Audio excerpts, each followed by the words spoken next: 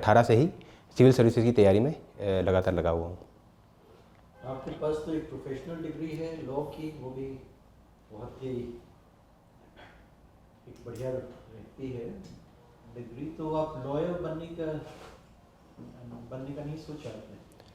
Sir जब मेरे 12th के बाद डिग्री करना था तो तब परिवारजनों से और अपने कुछ जो वरिष्ठ टीचर थे उनसे मैंने पूछकर और एक प्रोफेशनल डिग्री को ग्रेजुएशन में चयन करने का निर्णय लिया, इसलिए मैंने लॉ का चयन किया। परंतु ड्यूरिंग ग्रेजुएशन और ग्रेजुएशन के बाद मुझे ऐसा लगा कि मैं सिविल सर्विसेज के प्रति अपने आप को ज़्यादा अपना झुकाव उसकी ओर देखा मैंने, तो मैंने सोचा कि एक बार इसकी तैयारी की जानी चाहिए यदि मेरा इसमें झुकाव है तो। और उसके बाद यदि ऐसी कोई परिस्थिति बनती है कि मैं इसमें चयन नहीं हो पाता हूँ तो फिर लॉयर तो एज अ प्रोफेशनल डिग्री मेरे पास है ही, तो मैं उसको फिर आगे परस्यू करूँगा। तो क्या चीज़ आपको आकर्षित करती है सिविल सर्विसेज में? सर मैं एनसीसी में मतलब 9th से ही जुड़ा रहा हूँ, तो वहीं से मुझे एक यूनिफॉर्म के प्रति थोड़ा आकर्षण था, इसलिए मैंने आईपीएस को फर्स्ट प्रेफरेंस पर भी रखा है। और इसके बाद जब मैंने ग्रेजुएशन करने लगा तब भी लॉ एंड ऑर्डर और क्रिमिनल और क्राइम ऑफेंस इनसे रिलेटेड जो मतलब लॉ थे उसके प्रति मैं आकर्षित महसूस करता रहा। तो इसलिए फिर मैंने ग्रेजुएशन के बाद ये निर्णय लिया आफ्टर 2 मंथ 3 मंथ प्रैक्टिस कि मुझे सिविल सर्विसेज की तैयारी में डेडिकेटेड रूप से तैयारी करनी है। लॉ आपने पढ़ा है, ये बताइए लिविंग विल का क्या कंसेप्ट है? सर लिविंग विल एक जो भी व्यक्ति है वो अपने मृत्यु से पहले अपनी संपत्ति या अपने और भी जो भी मृत्यु से संबंधित जो आधार है उसके विषय में लिख सकता है कि यदि वो भविष्य में पैरालाइज होता है तो उस समय उसके साथ किस प्रकार का ट्रीटमेंट किया जाए या उसके संपत्ति का किस प्रकार से निपटान किया जाए, तो वो इस प्रकार की एक व्यवस्था पहले ही कर सकता है अपने मतलब जीवित होते हुए। चैट जीपीटी के बारे में सुना होगा आपने? Yes sir. इसके बारे में कुछ बताएं। सर चैट जीपीटी सर एक ओपन एआई नामक कंपनी द्वारा निर्मित एक प्लेटफॉर्म है जो सर आर्टिफिशियल इंटेलिजेंस और मशीन लर्निंग के माध्यम से एक मतलब आप जो भी उससे क्वेश्चन पूछोगे उसके विषय में एक सटीक जानकारी उपलब्ध कराता है विभिन्न मतलब आर्टिफिशियल इंटेलिजेंस के माध्यम से। यस कुछ इसके एडवांटेजेस और डिसएडवांटेजेस भी बताएं। सर जैसा कि ये एक मतलब आर्टिफिशियल इंटेलिजेंस टूल है तो इसके माध्यम से हम बहुत आसानी से बहुत सारी जानकारियाँ क्रिस्प मैनर में प्राप्त कर सकते हैं। दूसरा सर ये जो ह्यूमन रिसोर्स है उसकी भी बचत करता है क्योंकि बहुत आसानी से ही हमें जानकारी उपलब्ध करा देता है। तीसरा सर ये टाइम सेविंग भी है क्योंकि हमें अलग अलग आर्टिकल पढ़ने की आवश्यकता नहीं है बल्कि एक ही जगह हमें सारे आर्टिकल का निचोड़ मिल जाता है। अगर यदि सर इसके नुकसान की बात की जाए तो ये कहीं ना कहीं मानव की जो एक क्रिएटिविटी है उसको कम करता है। दूसरा इसकी सर यूएस जैसी कंट्री में कई स्कूलों में इसको बैन किया गया है क्योंकि स्टूडेंट इसका मिसयूज़ कर और अपने जो होमवर्क है उसे कर रहे थे। तो सर ये कुछ इसके आप बता सकते हैं what is the role of civil services की क्या भूमिका है सिविल सर्विसेज में डेमोक्रेसी में, इसकी क्या भूमिका रहती है? सर जैसा कि हमारे प्रथम उप प्रधानमंत्री सरदार वल्लभ भाई पटेल जी ने इस विषय में कहा था कि सिविल सर्वेंट जो है वो एक लौह स्तंभ के समान है हमारी डेमोक्रेसी के लिए। तो सर ये जो भी इलेक्टेड लीडर्स है उनके जो विज़न है उसका जो एग्जीक्यूशन है ग्राउंड लेवल पे उसकी जो प्रमुख जिम्मेदारी है वो सिविल सर्वेंट की होती है।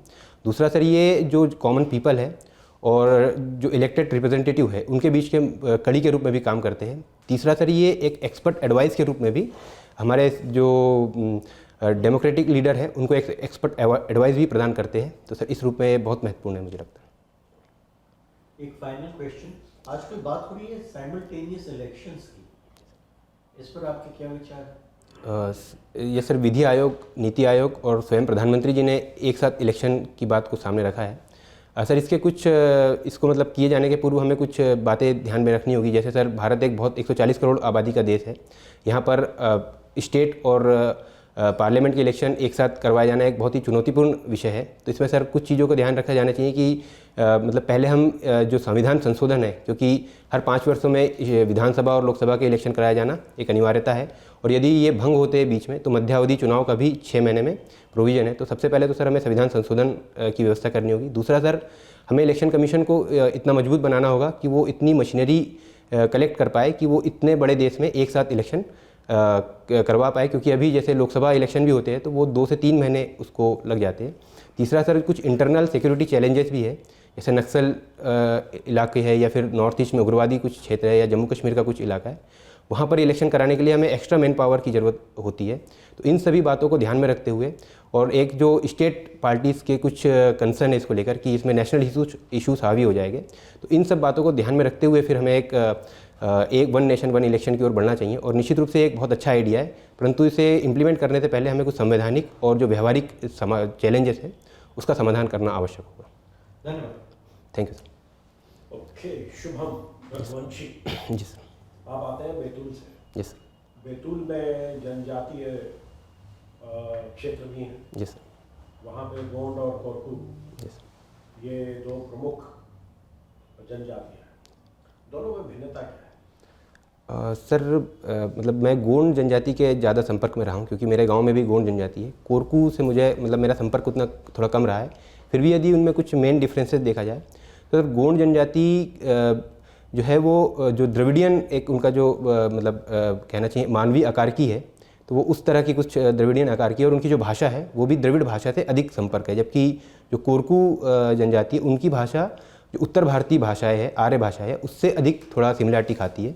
दूसरा सर जो कोरकू जनजाति है उन्होंने उत्तर भारतीय जो मतलब धार्मिक और सांस्कृतिक व्यवस्थाएं है, जैसे कि दुर्गा पूजा है या फिर गणेश उत्सव है, इनको काफ़ी हद तक अपना लिया है। परंतु गोंड जनजाति अभी भी इससे थोड़ी सी कटी हुई है और उनके जो पारंपरिक देवी देवता है, जैसे बूढ़ा देव है, बड़ा देव है, महादेव है, इनकी पूजन पद्धति अभी भी चलती है। और तो तीसरा है जो है कोरकू जनजाति जो है वो उनकी जो इकोनॉमिक एरिया है वो अब थोड़े धीरे धीरे कृषि और कुछ बिजनेस में भी आने लगे हैं। जबकि गोंड जनजाति जो अभी भी मैं अपने गांव में देखता हूँ वो पशुपालन और मछली पालन और इसी प्रकार की जो गतिविधियाँ है जो पारंपरिक रूप से चली आ रही है उसी पर अभी ज़्यादा निर्भर है। Okay, good. मैं एक साधारण आदमी हूँ, ठीक है, लेकिन मैं बहुत सारा मेरा प्रेजेंस है कहीं पे, और मेरे जो लेखन है उसके बहुत सारे पोर्शंस चैट जीपीटी के माध्यम से कोई उद्धृत करता है बिना मुझे नाम दिए हुए, और वो एक आर्टिकल अपना चैट जीपीटी से लेके वो कुछ छापता है। तो इसमें भारतीय कानून के तहत मेरे को क्या रेमेडी अवेलेबल है? जी सर, अभी हाल में ही एक विषय इसमें न्यूयॉर्क टाइम्स ने एक केस किया है ओपन एआई और माइक्रोसॉफ्ट पर भी। और भारतीय कानून की यदि हम बात की जाए तो सर कॉपीराइट एक्ट में इसमें अभी मतलब हम इसका उपयोग कर सकते हैं, क्योंकि कॉपीराइट एक्ट में हमारे जो कुछ इंटेलेक्चुअल हमारी प्रॉपर्टीज़ है, चाहे वो लेखन से संबंधित हो, म्यूजिक से संबंधित हो, उनका संरक्षण करने का अधिकार हमें देता है 60 वर्षों तक। तो अभी तो यही लॉ है, परंतु हाल में एक डिजिटल इंडिया बिल भी प्रपोज्ड हुआ है जिसमें मतलब एआई और जो मॉडर्न टेक्नोलॉजीज़ है उनके लेकर भी एक अलग से चैप्टर रखा गया है। तो उसमें तो भविष्य में इस पर एक बड़ा रेगुलेशन आने वाला है, परंतु वर्तमान में कॉपीराइट एक्ट के माध्यम से सर रेमेडी ली जा सकती है। आज तक कोई एक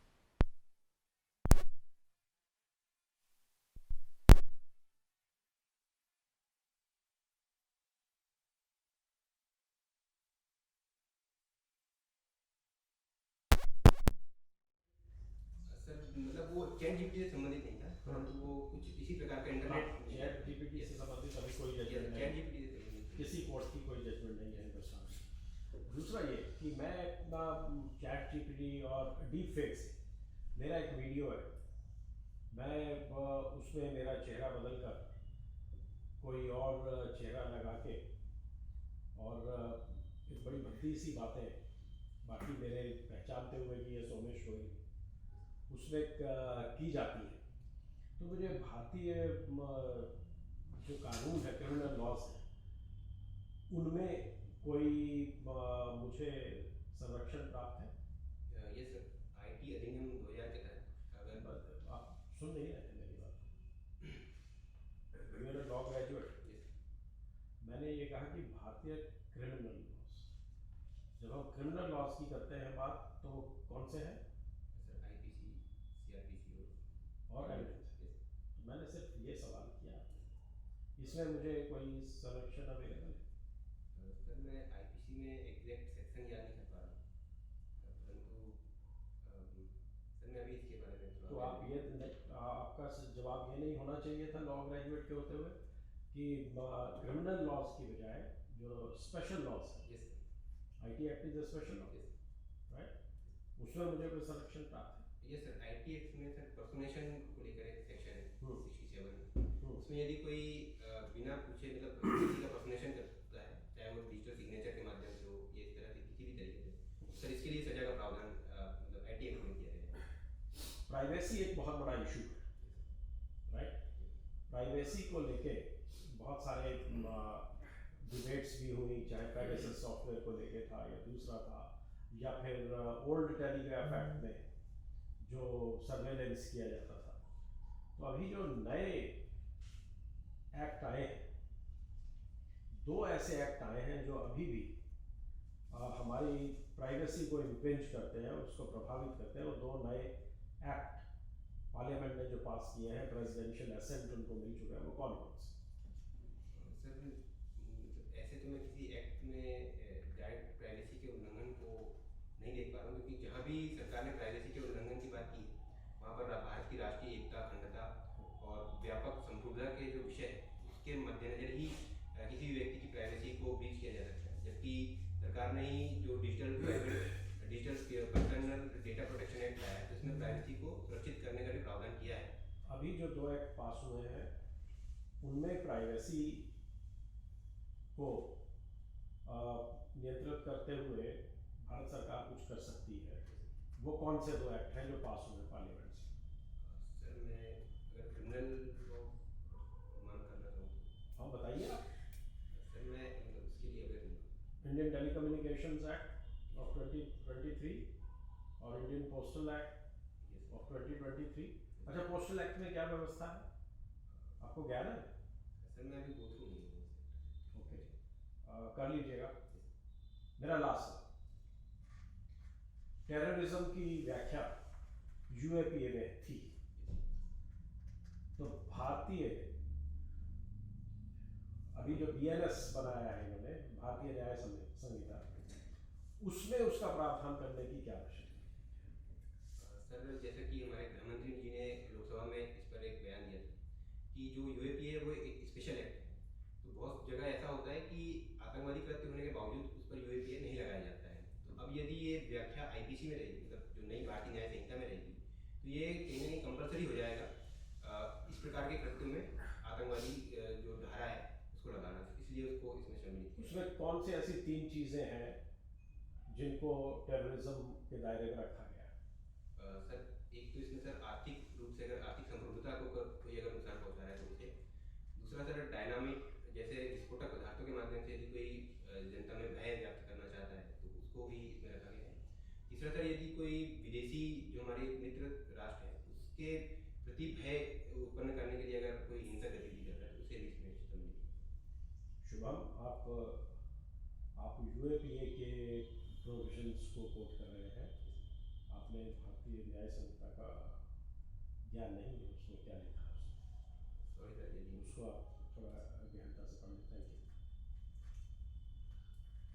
शुक्र, दूसरे क्षेत्र में चलते हैं क्योंकि आपका लॉ के बारे में काफ़ी पूछा जा चुका है और मैं हालांकि मेरे दिमाग पे एक सवाल आ रहा था कि इसको पूछूं, लेकिन मैंने कहा उसको बाद में पूछूंगा अगर समय रहेगा तो बेसिक पूछता हूँ कि आप मध्य प्रदेश से आ रहे हैं और इस क्षेत्र से बैतूल से आ रहे हैं, आपका बैकग्राउंड रूरल बैकग्राउंड रहा है, दिख रहा है, तो आप ऐसी क्या चीज 3 या 4 चीज बताएं जिससे आप ये कह सके कि मैं एक प्राउड एमपी का रेजिडेंट हूँ, जिसमें मुझे गर्व होता है कि मध्य प्रदेश में आता हूँ, मुझे मध्य प्रदेश में गर्व है। मुझे 4 चीज बताइए। जी सर, जैसे मध्य प्रदेश में सबसे जो महत्वपूर्ण चीज़, जैसे कि ये भारत का मध्य भाग में है, सर ये उत्तर दक्षिण दोनों ही संस्कृति को समाहित करता है अपने भीतर, तो ये एक बहुत अच्छी चीज़ है। दूसरा सर, मध्य प्रदेश में क्षेत्रवादी जो प्रवृत्तियाँ है, किसी विशेष भाषा, धर्म, संस्कृति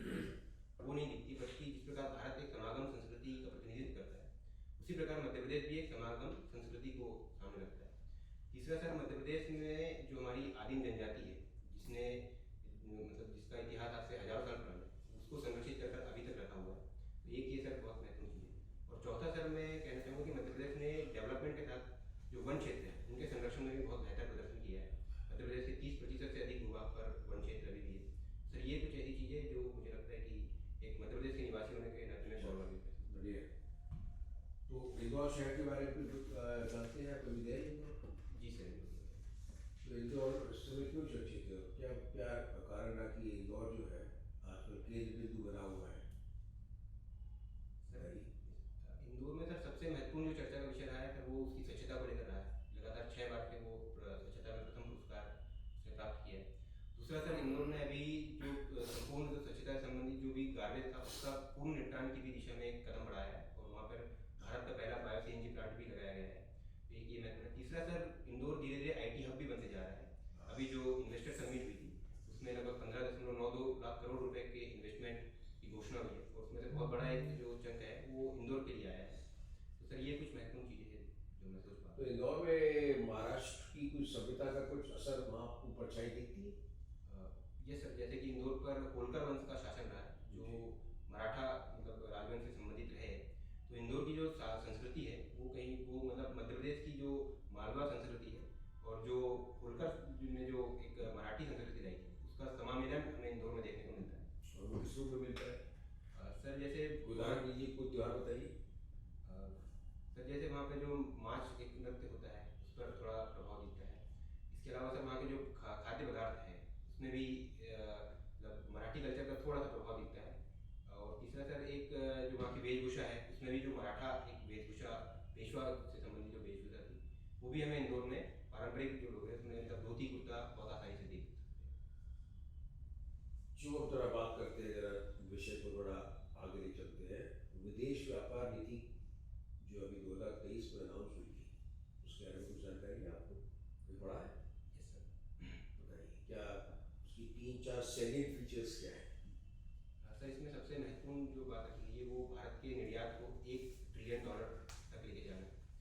दूसरा सर, इसमें जो इस समय कितना है हम लोग का? सर अभी जो वस्तु निर्यात है वो लगभग $400 बिलियन का है और सेवा निर्यात लगभग $250 बिलियन का है। तो इसे मतलब इसमें केवल वस्तु निर्यात के लिए ही $1 ट्रिलियन का लक्ष्य रखा गया है। तो सर एक तो ये महत्वपूर्ण है। दूसरा सर, इसमें इंसेंटिव बेस्ड स्कीम को लाने का प्रयास किया गया है। मतलब इसमें जो टैक्सेस है उसमें कमी कर मतलब सब्सिडी के स्थान पर जो टैक्सेस है या इस तरह की जो चीज़ है उसमें कमी करने का बात रखी गई है, क्योंकि सब्सिडी का WTO में विभिन्न विकसित देशों ने बार बार विरोध किया है। तो ये कुछ महत्वपूर्ण प्रावधान है।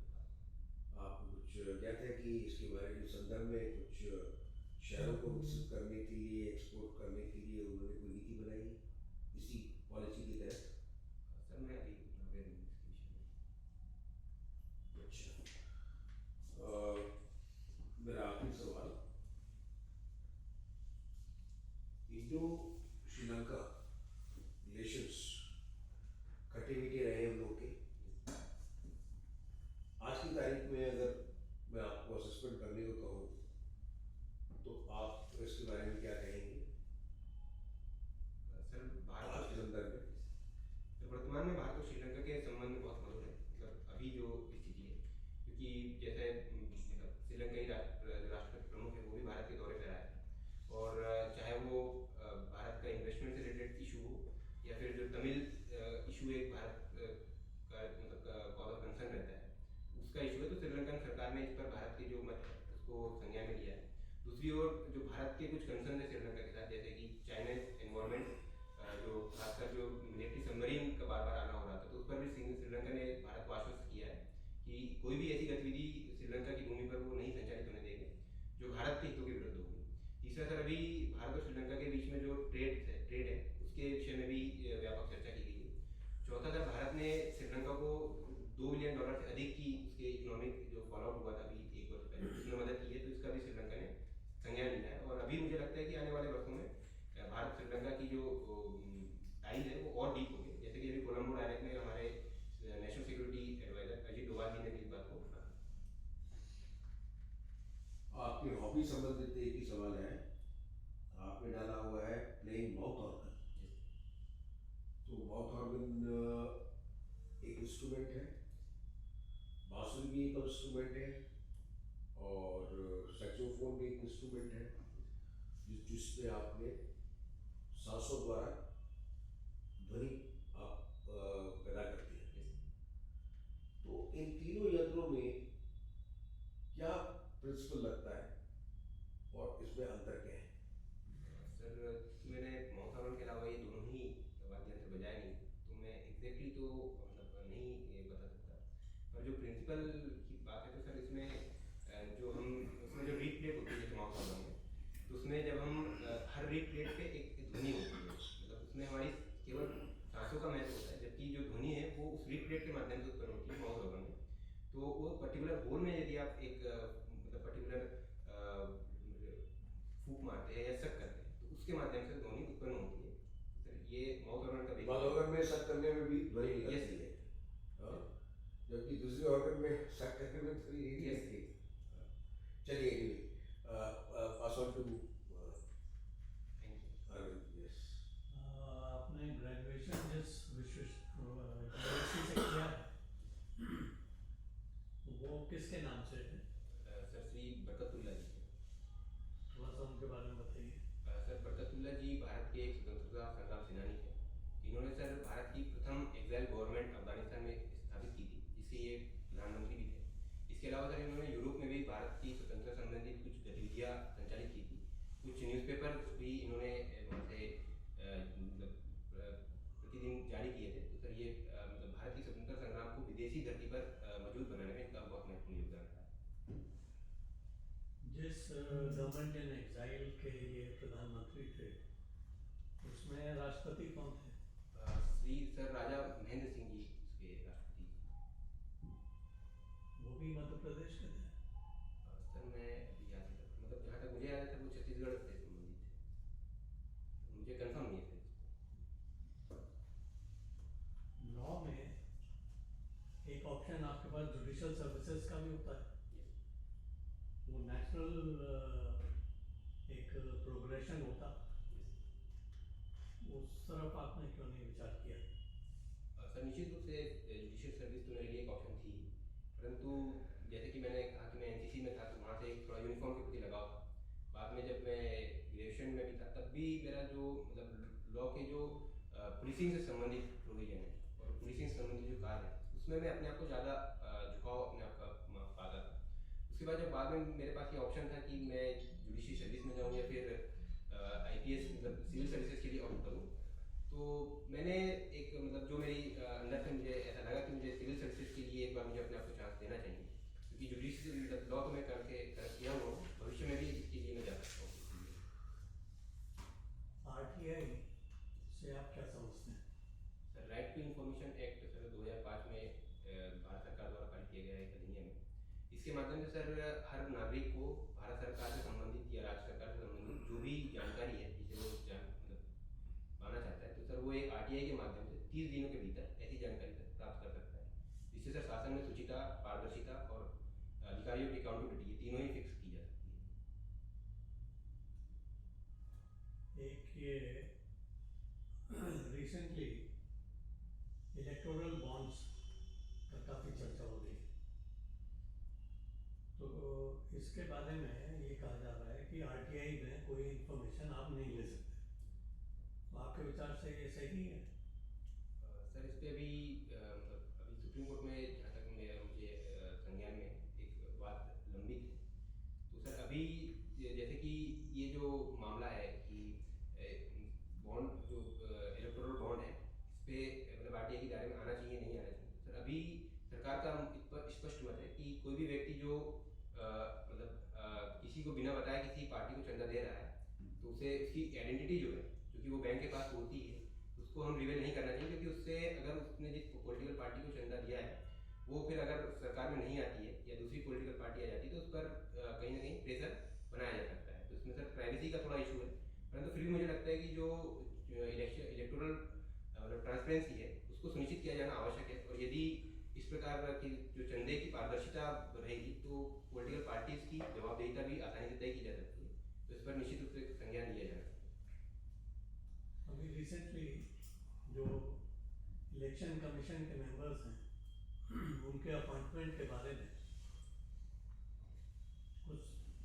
निर्णय हुआ है, उसके बारे में है जानकारी? सर सुप्रीम कोर्ट ने सर अनूप बर्नवाल केस में इस पर अपना निर्णय दिया था। इसमें सर उन्होंने एक 3 सदस्यीय समिति के माध्यम से और चीफ इलेक्शन कमिश्नर की नियुक्ति का प्रावधान किया था। परंतु सरकार ने अभी हाल में एक बिल अधिनियम के माध्यम से इस 3 सदस्यीय समिति में चीफ जस्टिस ऑफ इंडिया के स्थान पर जो कैबिनेट मिनिस्टर है उनको सम्मिलित किया है। तो सर अभी ये डेवलपमेंट हुई है। क्या जो संशोधन हुआ है इससे निष्पक्षता पर इलेक्शन कमीशन की कोई असर पड़ेगा? सर जो सुप्रीम कोर्ट ने व्यवस्था दी थी उसे सर एडॉक व्यवस्था के रूप में सुप्रीम कोर्ट ने खुद ही कहा था कि जब तक विधायिका कोई अधिनियम नहीं लाती है तब तक के लिए व्यवस्था है। सर इसे सुप्रीम कोर्ट के जजमेंट को ओवर रूल करना या उसको पलटने के संदर्भ में नहीं देखा जाना चाहिए। और यदि निष्पक्षता की बात की जाए तो सर भारत का निर्वाचन आयोग 1950 के बाद से ही जितने भी इलेक्शन हुए उसमें उन्होंने बहुत ही पारदर्शिता और निष्पक्षता के साथ चुनाव कंडक्ट करवाए हैं और इसकी प्रशंसा पूरे विश्व में हुई है। तो सर ये कहना कि क्योंकि पहले तो गवर्नमेंट ही चुनाव मतलब इलेक्शन कमिश्नर की नियुक्ति करती थी, तो अब ये कहना कि ये कैबिनेट मिनिस्टर के बढ़ने से उसकी निष्पक्षता पूरी तरह ध्वस्त हो जाएगी या इलेक्शन कमीशन निष्पक्ष रूप से काम नहीं कर पाएगा, ये सर मुझे लगता है कि थोड़ी अतिशयोक्ति होगी। परंतु फिर भी हमें यह सुनिश्चित करना चाहिए कि हर माध्यम से इलेक्शन कमीशन जैसी एक संवैधानिक संस्था की निष्पक्षता, पारदर्शिता और जवाबदेहिता सुनिश्चित करना चाहिए। और इसमें यदि कोई और भविष्य में संशोधन किए जाने चाहिए तो वो सरकार ने किए जाने चाहिए। ईवीएम को लेके आजकल बहुत विवाद है, आपका क्या मानना है?